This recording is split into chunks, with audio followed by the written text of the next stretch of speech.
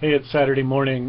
This is a follow-up installment for what I posted yesterday afternoon about the religious tenor in the American colonies before and after the American Revolution. I had recorded this once already this morning as one long lecture, but the Canvas gods wouldn't embed it. They said it was too long. So I'm going to chunk it up into two pieces, probably about 8 minutes each. In that previously recorded version, I noted that having looked at the lectures I recorded yesterday, that I say too much, and I'm trying to pretend that I don't have a manuscript in front of me that I'm working with, that I'm just chatting with you.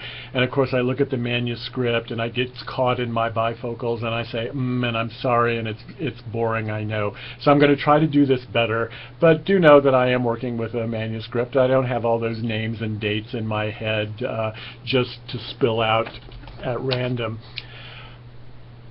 Today I want to talk about the chapter of American history that leads up to the consecration of Samuel Seabury and builds upon what I had to say yesterday afternoon about the religious makeup of the colonies. Sidney Ahlstrom, the great historian of American religious history, who taught for many years before his death at Yale University, reminds us that the period after the American Revolution was an era of decline in American Christianity. American churches reached their lowest ebb of vitality during the 10 years before the Revolution and the 20 or 30 years after the Revolution. A decline that is greater than any other time in American religious history. Post-Revolution Americans became preoccupied with the problems of politics and of establishing a new nation.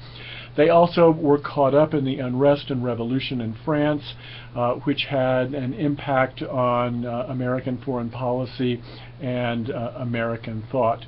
And also by the end of the Revolution, Americans had wearied of the evangelism of the Great Awakening. They were tired of religion as they had experienced it. At the end of the period, that is around 1810, 1820, church membership had dropped both relatively and absolutely.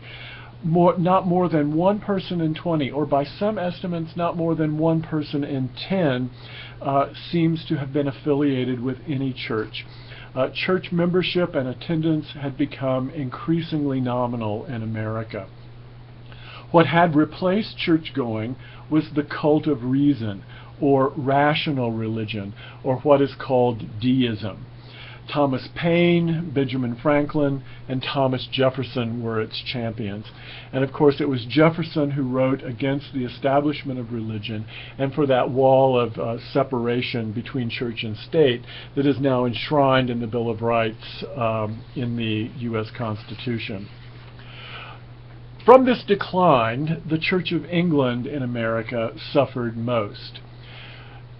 During the American Revolution, the Society for the Propagation of the Gospel, which had provided most of the clergy in America, withdrew. Loyalism, that is, to England and to the king, among the clergy before and during the Revolution had been very high. Fully two-thirds of the rectors in Virginia left their parishes after the Revolution. Before he was a bishop, William White, and we're going to deal with him later on in this lecture, but also week after next. William White in Pennsylvania was the only Anglican priest in the whole colony. At the end of the war, there were only 5 Anglican priests in New Jersey, 4 in Massachusetts, only 1 in New Hampshire.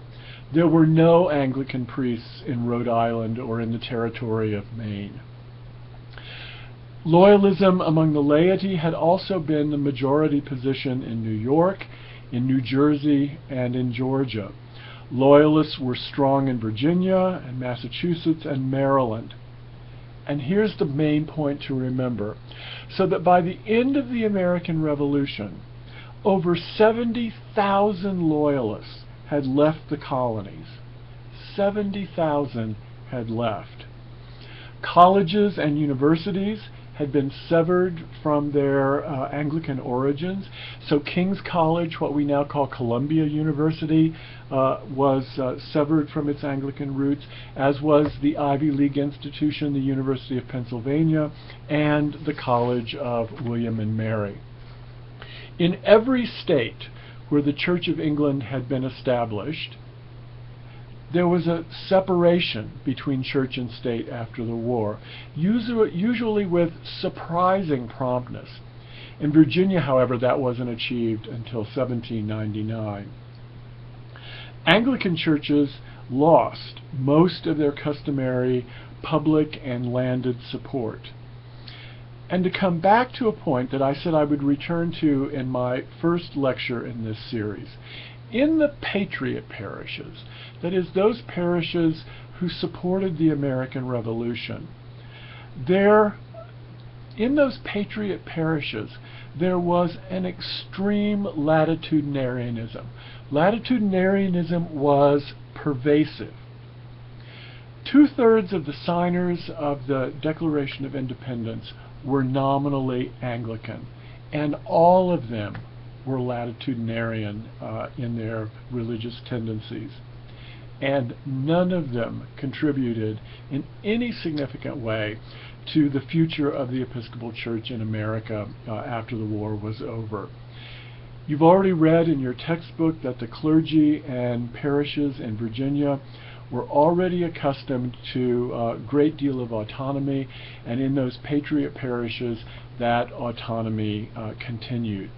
Which brings us then to Connecticut, a state that had a strong Anglican contingent, but a state where the Anglican Church was not established. It was Congregationalist.